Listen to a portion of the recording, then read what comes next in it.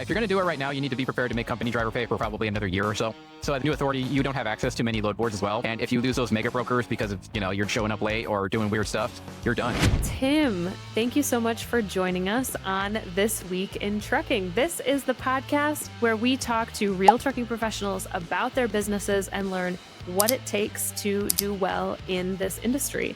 Thanks so much for joining us, Tim. Thanks for inviting me. All right. So tell me, where are you at right now? I see some cars whizzing by in the background. Where are you parked and what are you doing today? Right now, I'm actually at a Walmart parking lot, and the town I'm in is actually Gaffney, South Carolina. So I just stopped here at Walmart, went shopping, and then now I'm doing this. So that's what's going on. Awesome. Are you anywhere near based there, or are you based in a different region of the country? Well, I'm from the West Coast, so I live in my truck fundamentally, but I got family in Oregon, Nevada, and Arizona. So I grew up in Oregon, so that's kind of where I'm based out of. But I run anywhere, and with the South being so good right now, that's just where I am. So I've been running the South and Texas region mostly.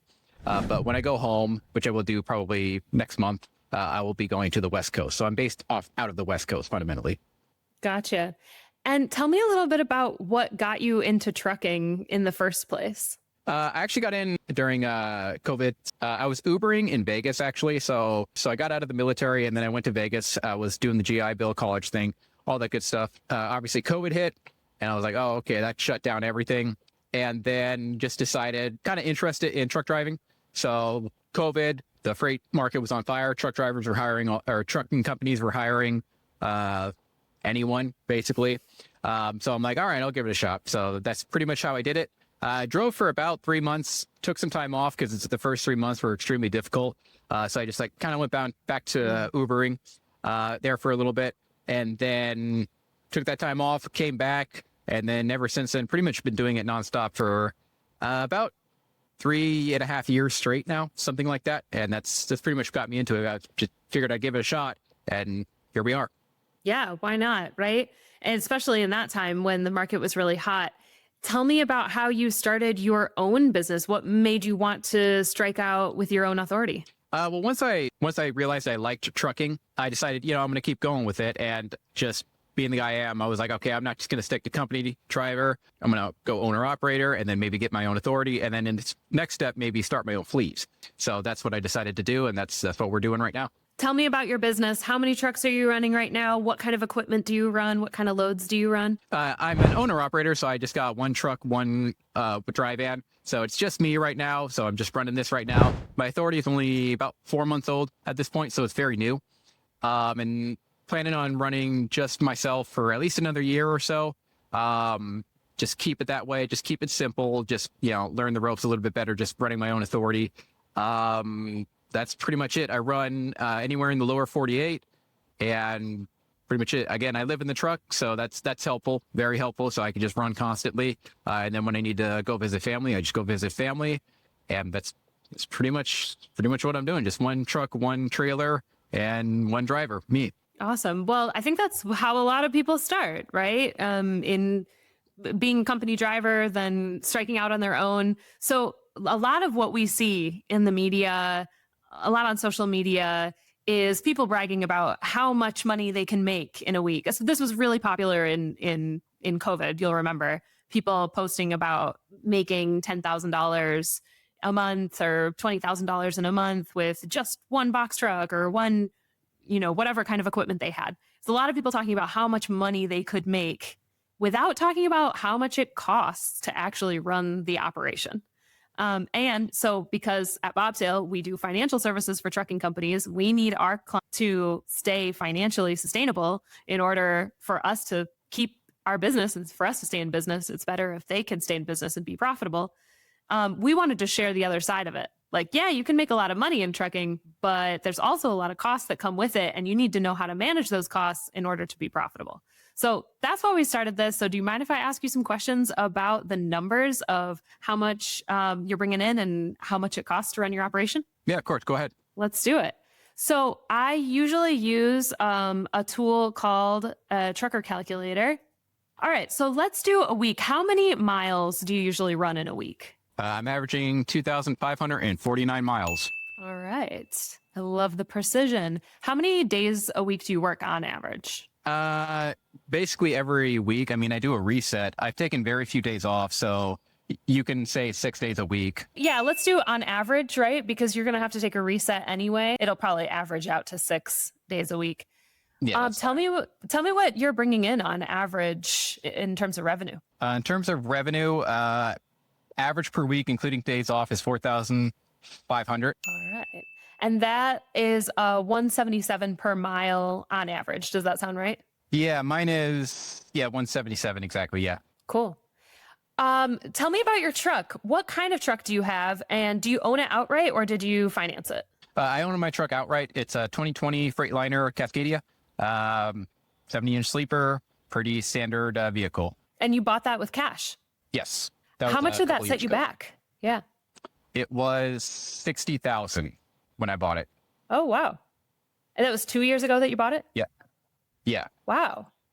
Tell me how you got that deal. That seems like it would be a really good deal for the time that you bought it. Yeah, so it was a steal. I bought pretty much at the bottom of the market. Maybe it was more like a year and a half to 18 months ago, somewhere in that range. Okay. Is when I bought it. So originally what I did was I was at Night Transportation, and that's when I was a company driver. And then I leased this vehicle that I'm in right now. And then I drove it around for about 6 months. And that not only was I paying down the payment with the lease payment, but I was also just test driving the vehicle. So I wanted to make sure before I bought a vehicle, it wasn't just going to blow up, a few thousand miles down the road. So I was at Night Transportation. It was 60,000, 63,000, something like that when I originally entered the lease. Drove it around for 6 months. At the end of the 6 months, I think I owed like 55,000 plus taxes, so about 60 on it. And at that point, when I entered the lease, the trucking market was pretty much at the trucking truck prices were basically at rock bottom. So I know like 6 months before I entered the lease, and even like a year before I entered the lease, trucking prices were through the roof. Yeah. But then they crashed, and I did time that pretty much perfectly when I bought this thing. So the truck prices had crashed. It only had 100,000 miles on it, if you can believe it. So when I bought it, it had about 110,000 miles on it. The sticker price for the lease to get into the lease was about 60,000. I paid it down a little, but then after taxes, I still owed about 60,000 because of taxes. And I went ahead and bought it. The one probably blemish of it was a former port service vehicle. So at Night Transportation in Las Vegas / Phoenix, they run to the Los Angeles ports and back. And at the Los Angeles ports, there's high idle time because you're just sitting there waiting in very hot weather. Sure. So the only blemish was it was a port service vehicle. It kind of gets beat up a little bit there. For instance, when I bought it, my fifth wheel was actually bent and I had to get a new fifth wheel. I'm guessing that's because when they dropped the containers onto the truck, one of them dropped too hard and then it bent it. But that was pretty much it. It had slightly high idle time, and it was probably a little bit beat up from the port work. But other than that, it's been a perfect vehicle. 60,000, only had 110,000 miles on it, but just slightly high idle time was the only blemish. Gotcha. What about your trailer? Do you own your trailer? Do you rent one? I am paying off a trailer, so I financed a trailer. So got my authority active, then I needed a trailer. I was working for Landstar, and I was just using their trailers beforehand. But when I got my own authority, obviously I needed to get another one. I did finance it. It's a 2014 Vanguard, and it was a former Landstar trailer, which I always like to do this. When I'm working at a company, I always like to get their used equipment. So that's what I ended up doing. I found a place that was selling used Landstar trailers. I went ahead and bought it. It's 2014, and I paid $14,000 for it. And I am making payments on it, and they're about $670 per month right now. Cool. So $670 for your trailer payment. Talk to me about insurance. What are you paying for truck and trailer insurance? $2,000. So it's like $2,052 or something like that. But pretty much $2,000 square.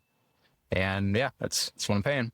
Who are you insured with, and how did you shop around for insurance? I insured with Progressive. I looked at a couple places, but I wanted to make sure that the insurance would be accepted at all brokerages and there wouldn't be any issues. So that's why I just went with Progressive, because I knew they were good.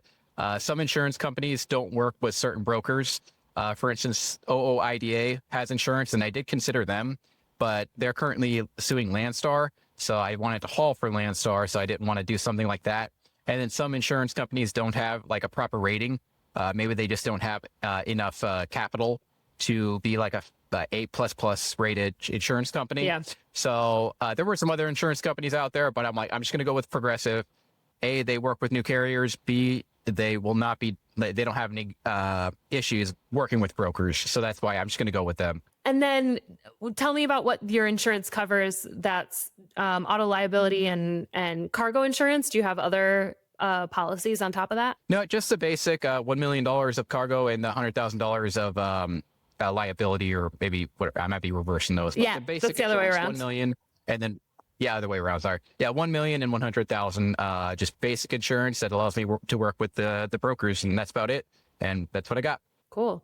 What about factoring? Do you factor your loads? At first, I thought it would be useful to have a factoring company, and I still have them in the back pocket, but I've stopped factoring because my cash flow is fine, so I don't need to factor at this point. And what rate are you paying on factoring when you were factoring? It was 2.7%, I think it was. Okay. And were there any other fees on top of it, or what was your experience working with them? There was like 2.7%, and then there was like a $5 ACH payment if you did that fee, but really nothing significant. It was really just a 2.7. Yeah. And when you stopped factoring, you didn't have any issues with them. You could just stop and they kind of let you be in peace. Yeah. I mean, they have to wait to get paid. So like, they pay you right away, but then the broker pays them like a month later. So you have to wait like a month before you get released from them. But in the meantime, it doesn't really matter because the broker will just keep holding the funds that would have went to you 30 days later anyway. So it's not an issue. I had no issues. Cool. Tell me about paying yourself. Do you pay yourself as a driver from your company, or do you just kind of take whatever's left over at the end of the month? Yeah, I just take whatever's left over at the end of the month. So it's just me. So I have no issues doing that. Whatever's left over is mine. Now, if I had a driver, obviously I would make a salary for that driver. But since I don't have that, I just whatever's left over at the end of the month, that's what I get paid. How do you think that, you talked about maybe in the future getting more trucks, becoming a fleet owner. How do you think about driver payment and how you're going to manage that based on your experience being a company driver? Yeah, I mean, whatever the going rate would be probably what I go for. I mean, most drivers right now, I think you're getting about 65 to 70 cents per mile. So like if I did it right now, that's what I'd probably go for. I might, to attract better drivers, I'd probably go 70 cents would be my assumption there. But in a couple of years or whatever, when I started, who knows, we might be up to 75, 80 cents per mile.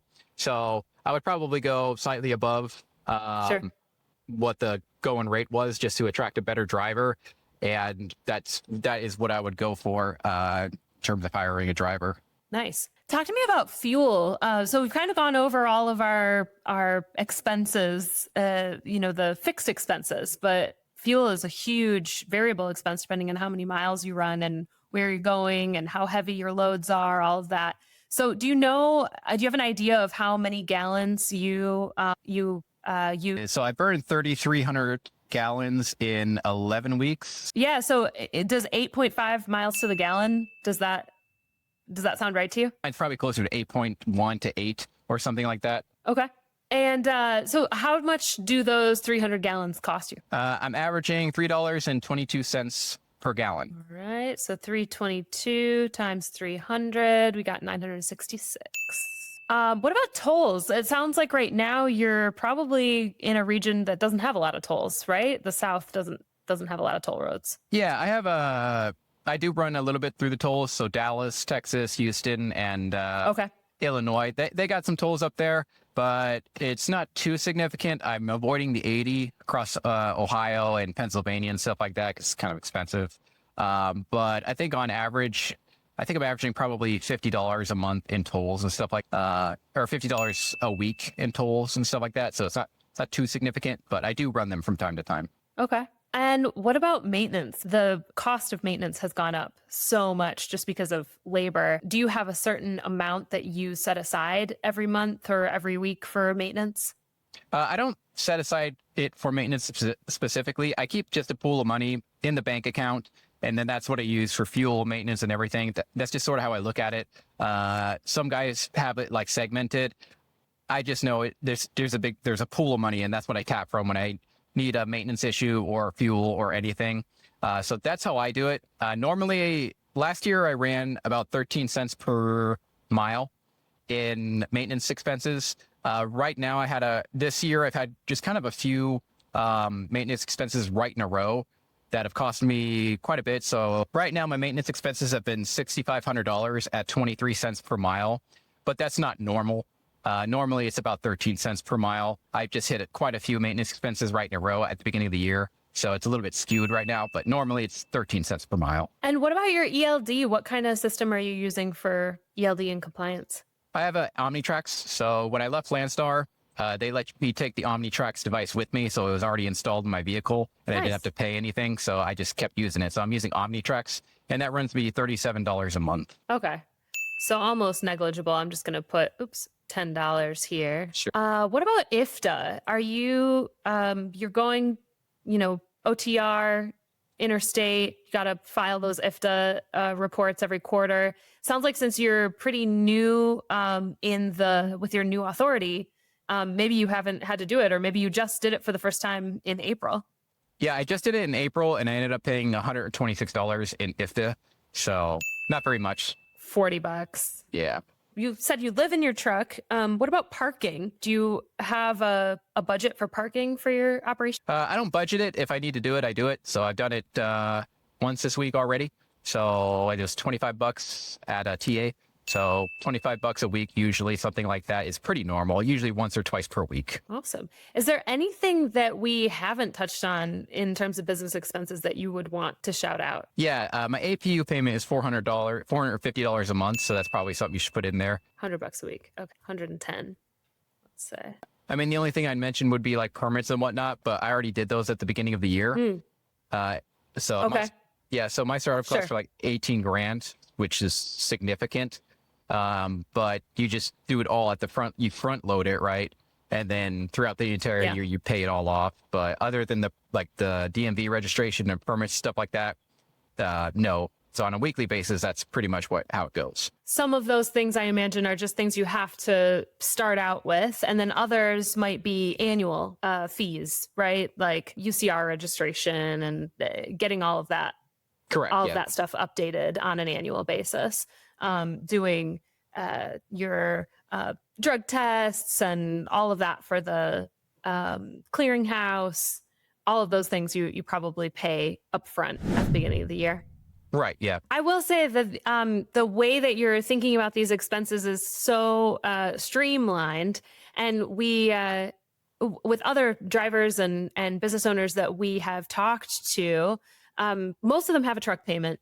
And most of them are also paying themselves. So I want to shout out those two differences here in case people are comparing, this carrier to that carrier. There's a lot of different ways to do this, right? There's a lot of different ways to manage a trucking business. This is just one of them. So keep those two things in mind. We don't have a truck payment, huge benefit on a month-to-month or weekly basis. And we don't have to pay, we're not paying ourselves as a driver. We're just, taking home whatever we earn at the end of this period.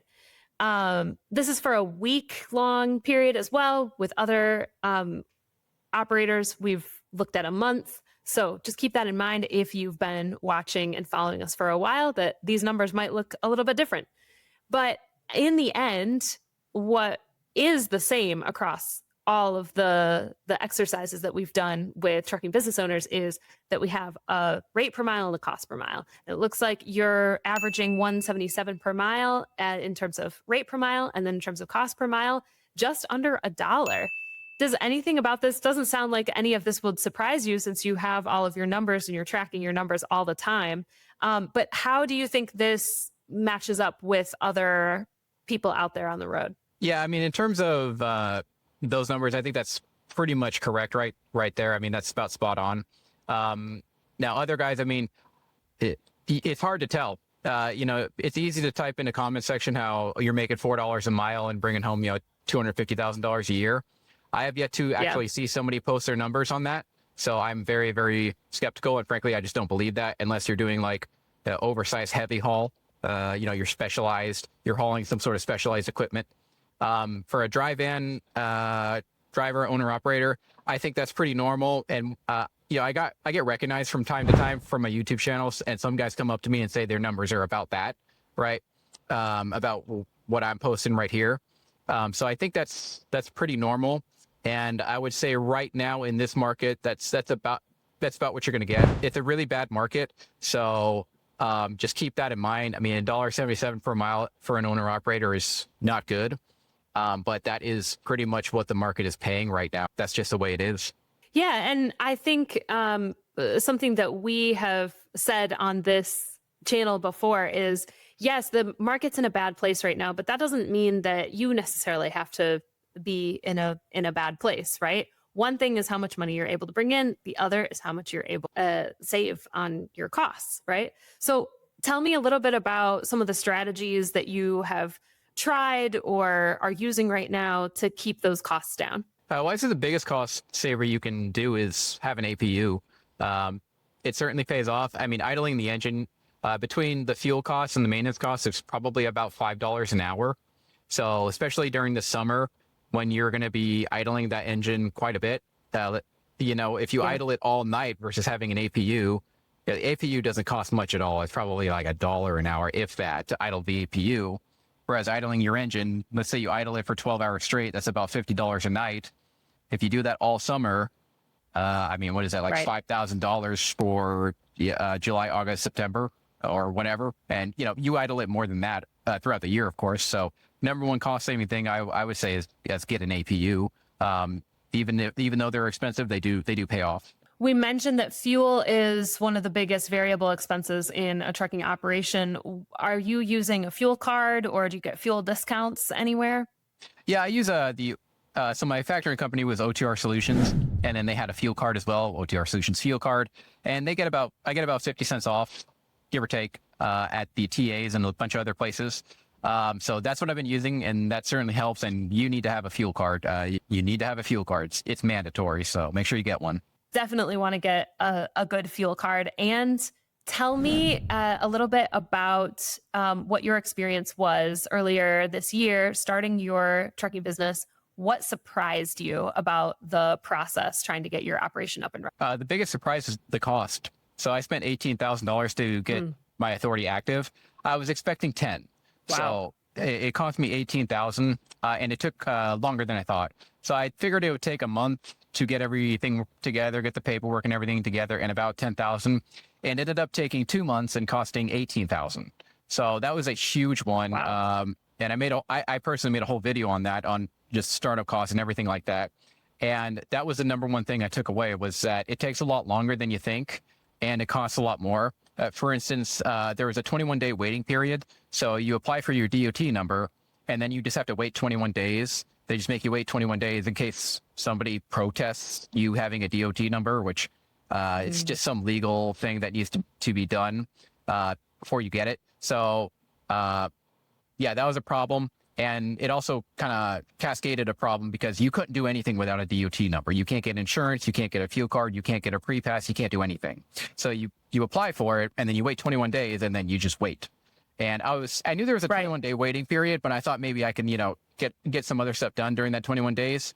Nope, couldn't do anything. So that was a bit of a surprise there. That 21 days kind of put me back about 21 days. So kidding. That's about a month. Yep. So cost and time, those are two ones. Where did the extra costs come from? What were the surprise costs? Were things just more expensive than you thought they would be? Or was it like additional things that you didn't know you needed to purchase?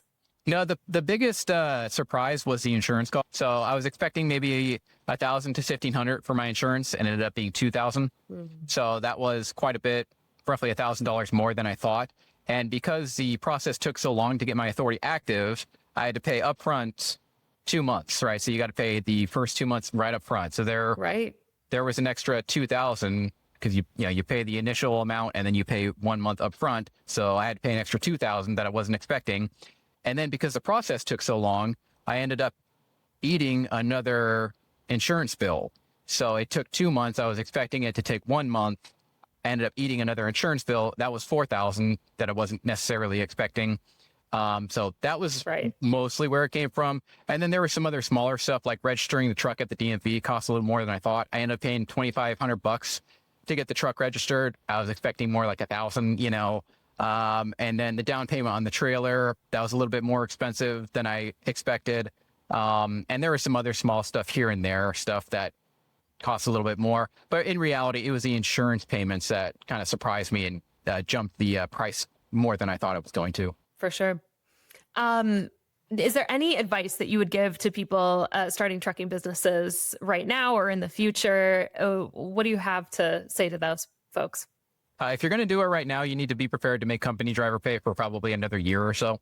That's just the way it is. I mean, you see my numbers right there. That's slightly better than company driver pay, right? To be honest. Now, the hope is that, okay, the market's really bad right now. And this is what I was expecting. Coming in, it's not going to be good, but maybe next year, the market starts to improve, things start to improve, and then I'm like perfectly positioned for the market to improve. But if you're going to come into this industry right now and you think you're going to make a bunch of money, you're not.